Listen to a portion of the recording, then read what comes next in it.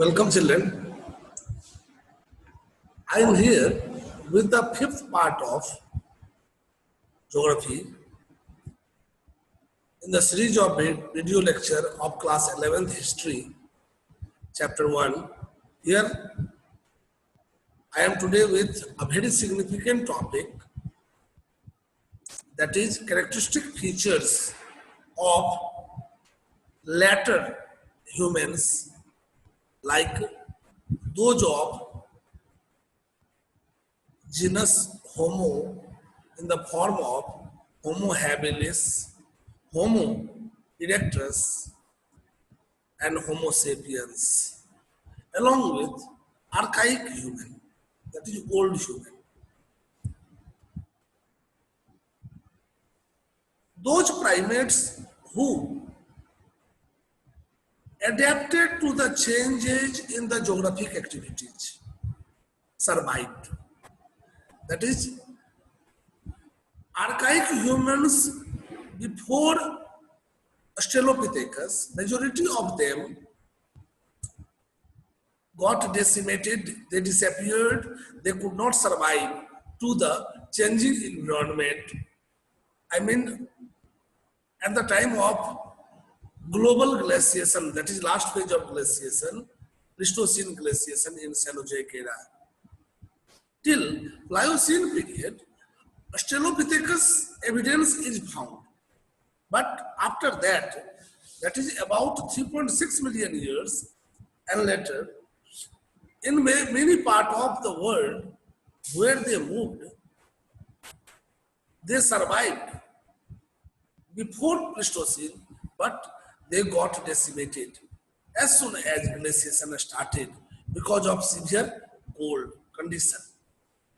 So amongst the genus Homo, the first one which adapted to the circumstance of changing environment were Homo habilis. Homo habilis does mean tool making man. Why did they survive? Because the African region which had turned into grassland,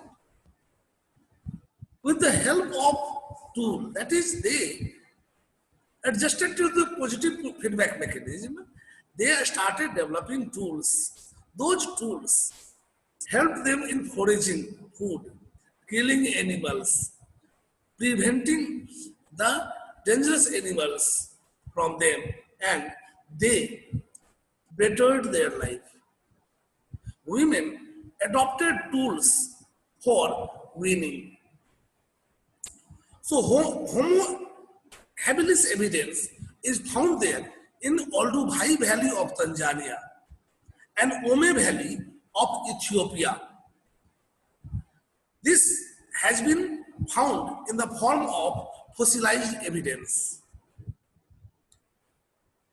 Another genus Homo is in the form of Homo erectus. Homo erectus, the upright man. Their fossils have been found in Kobe Fora and West Turkana in Kenya, in Africa, Mojokerto and Sangiran in Java Island of Asia. The date of the fossil of Java is much later years than those of African counterpart, that is of Kobe Fora and West Turkana. Perhaps those people in the course of their migration between 2 to 1.5 million years ago, they migrated from Neander Valley of Germany, that is in present Europe, up to easternmost region, that is from occidental part to oriental part. In this longer distance movement, what happened? That they adapted to the different physical features. During the course of their migration, they would have encountered different type of physiographic landscape, different climatic conditions, different food for their survival, So some of them survived and majority disappeared. But such a large movement compelled them to stand erect. As I have discussed in the previous, that is part 4, that how they became erect.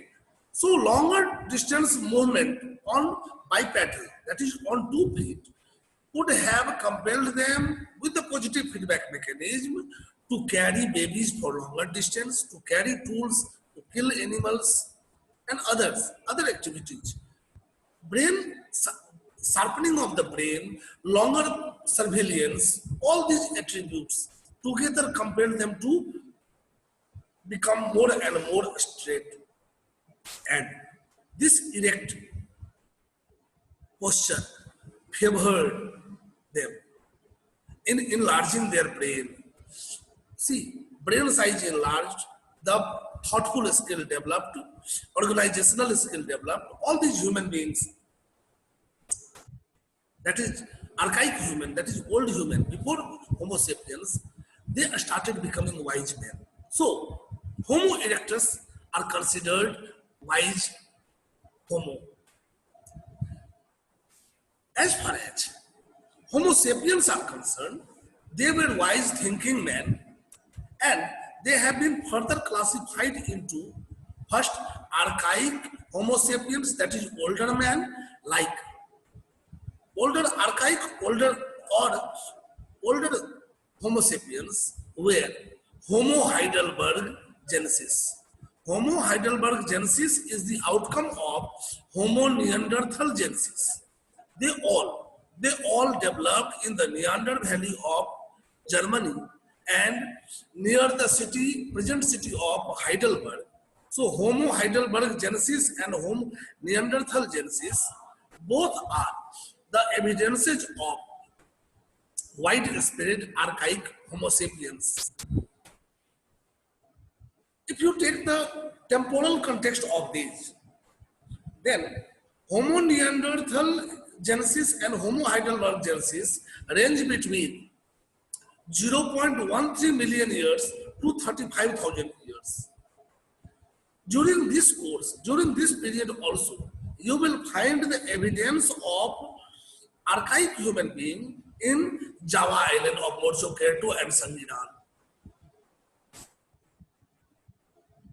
And lastly, if you see the characteristics of Homo, that is human-like feature, then they had larger brain than hominoid, hominid, and Australopithecus.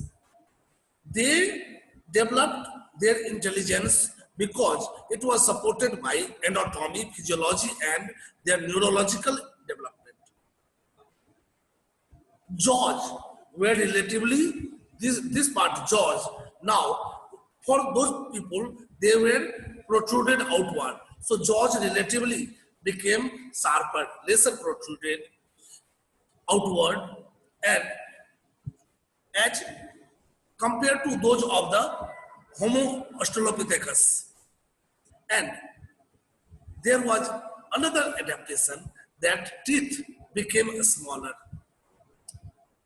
This was due to change in food habit, from dependence of food on the trees to cooked raw material.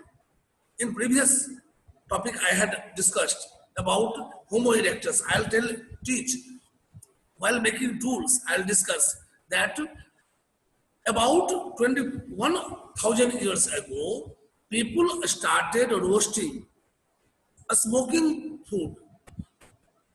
This prevented germs, microbes, and other damage to the food and the storage capacity. So cooked food and relatively softer food compelled them to adapt to a smaller teeth. So Homo had a smaller teeth as compared to those of Australopithecus, and this can only be attributed to dietary habits. Thank you.